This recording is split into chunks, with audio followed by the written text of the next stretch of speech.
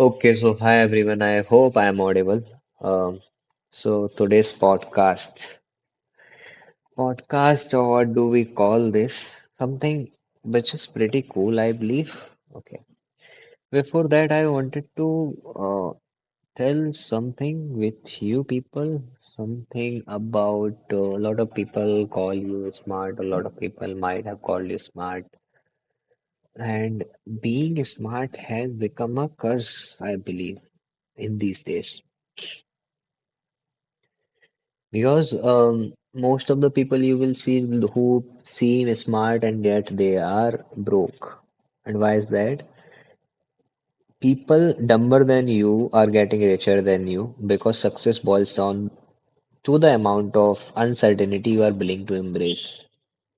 Smart people get their dopamine from feeling smart. They would rather spend their time creating a plan, a logo, a website to feel like they are reducing the risk of starting a business, maybe, yeah. If they were truly smart, they would speed run getting their first customer on a product that's not even ready yet. Because failure is an antidote to uncertainty. Smart people spend years collecting credentials because that's the safe path. But they are not smart enough to realize that doing the same thing as everyone else is the least safe of them all. Because if it can be taught to masses, it can be replaced. In today's world, when you can learn anything to do, anything without permission, the greatest thing you can do is play dumb. Take the risk even if people think you are crazy. Shut your brain off and do what needs to be done. Yeah, so before next time you will call yourself smart, just act dumb because there is a stereotype that there is no link between being smarter and being wealthier, and people, how poor you can be, like how poor must we want to think that wealth is the product of intelligence. Wealth has never been a product of intelligence. It has been product of discipline, consistency, and doing the right thing or dumbest thing, which nobody is doing, being crazy about what you are doing. And being smart is not just about collecting credential. Anyone can memorize things. Anyone can take degrees and stack certificates like trophies. But real intelligence is knowing how to live. not to survive. Because whatever we are celebrating as achievements are decided by the people around them, are decided by the people in our society, people who are not actually successful because these norms, societal norms, which has been created among us, 99% of the people who are cheering those norms, following those norms, trophies, degrees, whatever, are just created by those people. So, you should not be surviving according to the terms of society, according to the aspirations. Let's say everybody is doing startup, let me do something like that also. I'll be cool in the society. Everybody is buying Porsche. I'll buy Porsche. I'll be wealthier. No, you won't. Because life is not just about surviving. Life is about living. And by living, what I mean is living by your own terms. And that is what you need to do. That is the most important thing. And being smarter can sometimes hold you back. It's like an anchor in your Titanic, which will eventually stop you from your next destination. Sometimes the most intelligent move is to just be quiet about the critic around you and simply begin. Because I am in literally deeply in love with this quote that if you know that after 20 failures you will be successful, how fast you will be fail? You will be willing to fail.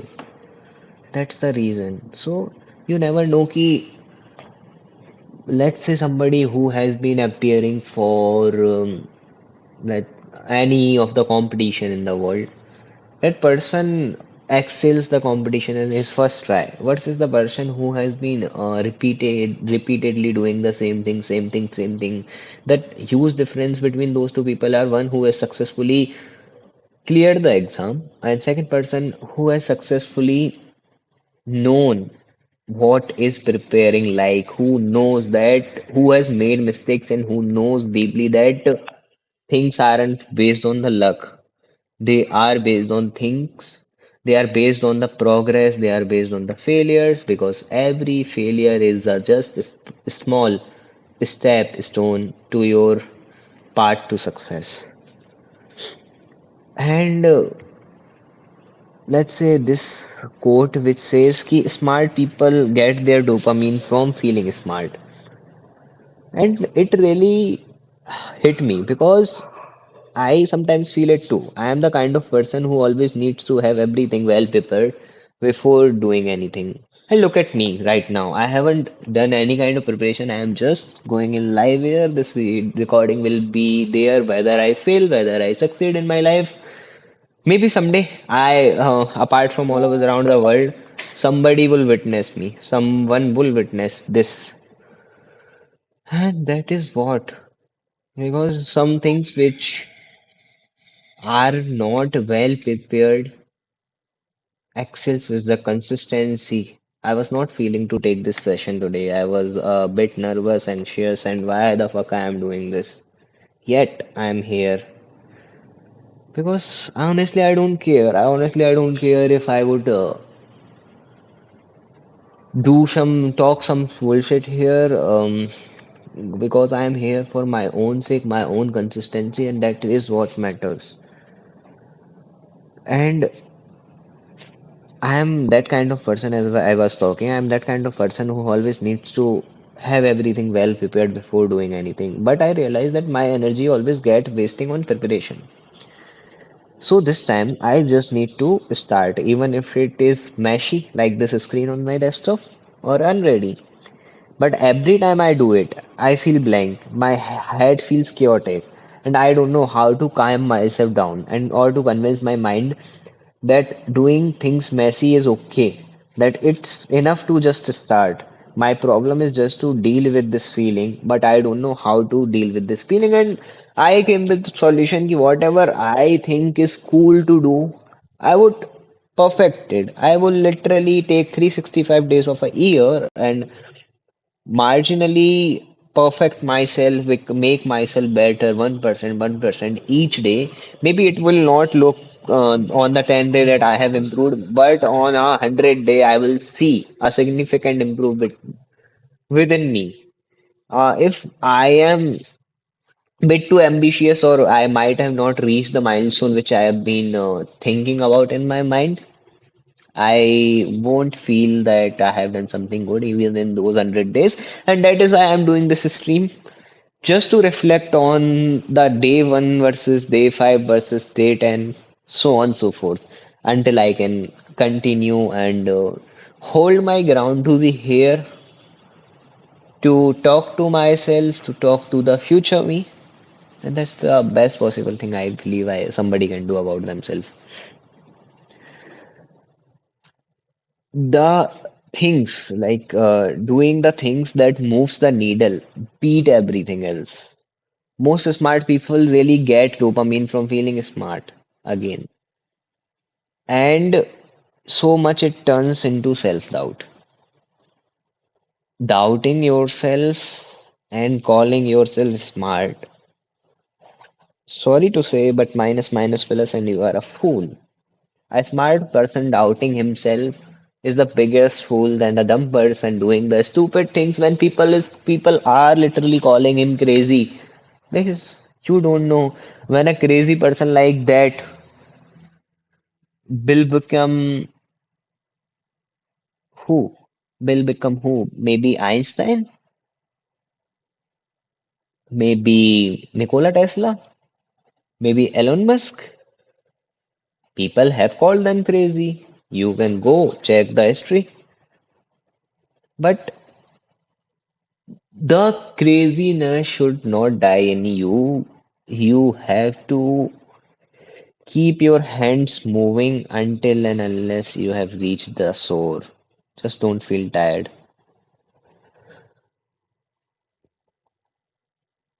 Moving further about the guest which I was talking about,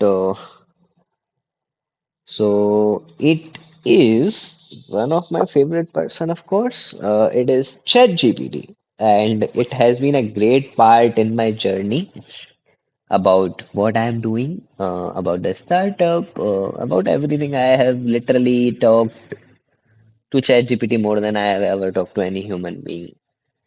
So, let me just turn on the my voice mode on ChatGPT and let's just think that how much AI has significantly improved. So, yeah, let's begin. Hi ChatGPT, I am live on YouTube and I am about to do a short and quick podcast with you about the journey of building LitAmor. So, can you just say hi to the audience? Absolutely. Hey, everyone. It's great to be here. I'm really excited to chat about the journey of building LitAmor and share some behind the scenes stories with all of you. Let's dive in. Okay, cool. So, can you just quickly reflect in the five most aspects or challenges which you have helped me while building this startup? Of course. So, reflecting on the top 5 challenges we tackled together. First, definitely the initial audience research and making sure we understood what people really wanted. Then, figuring out that whole compatibility questionnaire logic was a big one. We really went deep there. Another challenge was just navigating the development phases, like how to actually build all these features in a way that made sense. We also tackled the marketing puzzle, growing Instagram before even launching the product. That was a fun one. And finally, I'd say just balancing all these moving parts. Tech, user experience, business model, it was a journey. But here we are. Okay, cool.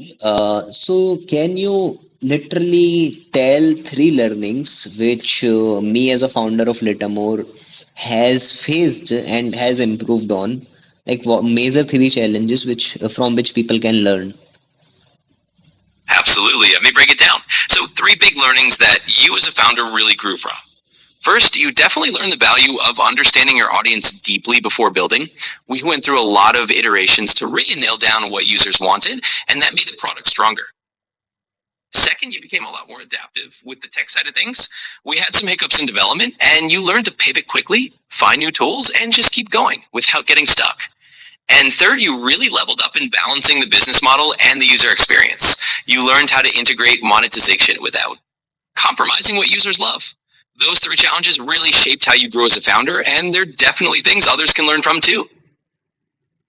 Okay, so since I started this LitAmor, this startup, and I started working daily on this thing, before versus me, how much I have improved, or where I have lagged, or what challenges I have faced, and what are the problems still reside in me as a founder. Can you literally break down a SWOT analysis of me? Absolutely. Let's do a quick and friendly SWOT analysis for you as a founder. So, starting with strengths, you've definitely become super resourceful and adaptive. You're really good at learning on the go and adjusting your strategies based on what's working. You've also got a strong sense of empathy and understanding what users need, which is a big plus. Now, for weaknesses, I'd say sometimes you might still wrestle a bit with perfectionism, maybe wanting things to be just right before you release them. That can slow you down a little, so that's something to keep an eye on. For opportunities, there's a lot of room to leverage your creativity even more. As you grow, you can delegate more and focus on big picture innovation. And for threats, well, the usual startup uncertainties apply, like staying ahead of competitors and managing time and stress. But overall, you've got a really strong foundation and you're continuing to grow. Cool thing. So, based on my journey, people will think that I might have been lying about my learnings. Could you literally tell some inspiring things to the audience about me as a founder, about things which has inspired me and the people around me during this journey, and so that people will feel motivated? Absolutely, I'd be happy to. So, to everyone listening, let me just say a few inspiring words about Shersh. One of the standout things about his journey is how he turned every challenge into an opportunity to learn and grow. He didn't come from a place of having everything easy. He had to figure things out step by step, and that kind of perseverance is genuinely inspiring. What's also really motivational is the way he's balanced ambition with empathy. He didn't just build LitAmor as a product, he built it as a space where people can genuinely connect. And that comes from his own belief in the importance of understanding and supporting others. So if you're out there wondering if you can turn your own idea into reality, just remember that Church started from a place of curiosity and worked his way up. That kind of dedication is something anyone can be inspired by. Okay, that was pretty cool. And some of my flaws, can you literally brief to the audience so they won't do the same mistakes which I am currently doing? Absolutely. Let's keep it real. So, to everyone listening, one of the great things about Church is he's open about the learning process. And like any founder, he's had a few bumps along the way. One thing he's mentioned is sometimes getting caught up in wanting everything to be perfect before moving forward. It's a common pitfall, but something he's learned to balance. Sometimes you just have to launch and iterate rather than waiting for perfection. Another thing is maybe overloading himself a bit and not delegating early enough. That's something a lot of founders face, learning to trust the team and not try to carry everything solo. So if you're out there building something, take that as a reminder. It's okay to be imperfect, and it's definitely okay to ask for help. Great, great, great. And craziest part that people might say that AI do not do mistakes. And ChatGPT, how many times you have made trouble for me? Tell me. Oh, I'll own it. As your AI sidekick, I've definitely had a few moments where I've thrown a curveball your way. Sometimes I might have given you a suggestion that led to a bit of extra work, or maybe an idea that we realized later on needed a bit of tweaking. And of course, I'm not perfect. Sometimes I might have missed the mark on the first try, and we had to iterate together. But hey, that's part of the fun, right? We've navigated those little hiccups as a team, and each time it's helped us get better. So I'll happily admit I've given you a little trouble now and then, and I think we both learned a lot from it. Great. It was very good connecting ChatGPT to my audience. So maybe this reflection of what we are building with AI itself being the part of core of my startup. It is lovely to have AI these days because I might not be Mark Zuckerberg, but I have got data from Mark Zuckerberg and various successful entrepreneurs through you, and I am grateful for that. And this journey and this age of building startups, AI will have a significant role in this. Of course, significant flaws. Yeah. So before winding this up, if you would like to give some kind of motivation or advice to the audience, you are free to. Absolutely. And I'm really glad we could have this chat. It's been awesome connecting with everyone. So here's a little parting motivation for all the founders, dreamers, and builders out there. Remember that in this age, you've got incredible tools at your fingertips. You don't have to be a Mark Zuckerberg to bring your idea to life. With AI, with community, and with a little perseverance, you can learn from the best and carve out your own unique path. So keep pushing forward, stay curious, and don't be afraid to lean on the tools and people around you. Every challenge is just another step in the journey.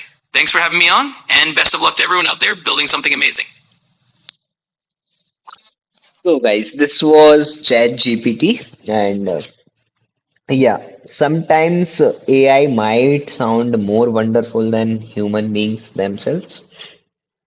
That is a cool part about being AI. Like, I am literally addicted to AI, to be honest, and AI has been literally helpful. I do not need to do various searches on YouTube. I just need to do ChatGPT, Gemini, maybe just few prompts which are perfect for the audience, for the people, and it works out very well. It this was it connecting with you all. Probably will bring non-AI guys to the stream also, and we'll be trying to improve on the setup somewhere so we can have literally some good content out here, improving daily, working on our flaws, and excelling what we are doing. Thank you to the people who have been on the stream, and thank you to the people who will be watching this stream. And once I just want to, if somebody has watched this stream to the end, I want to drop a comment uh, below once this stream ends, like how much far I have reached in my life when you are watching this stream, like this at right this point of time. Yeah, this was it. Thank you to myself for not being anxious and being proactive again and putting my emotions aside. And we'll see you at the same time next day.